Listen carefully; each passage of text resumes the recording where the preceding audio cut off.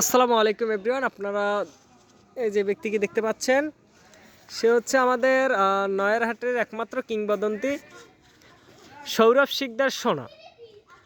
আমি তার সম্পর্কে কিছু কথা বলতে চাই। কথাগুলো হচ্ছে যে আমার বা আপনাদের কারোর সাথে পরিচয় থাকলে, তাদের সাথে যদি কোনো মেয়েদের কন্ট্যাক্ট থাকে, সেই কন্ট্যাক্টের সূত্র ধরে সে ফ্রেন্ড রিকোয়েস্ট পাঠায়, তারপর সে মেসেজ করে হাই হ্যালো।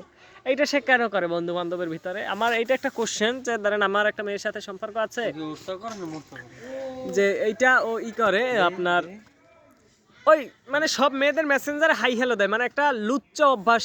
যদি আমি আপনাদের বলি সেটা হচ্ছে, ঠিক আছে না, তোমার ফোন দেখার দরকার নাই, আমি যেটা বলছি ওইটাই শিওর। এখন তুমি এটা সব বাদ দিয়া ভালো হয়ে যাও, তুমি তোমার মান সম্মানকে রাখো।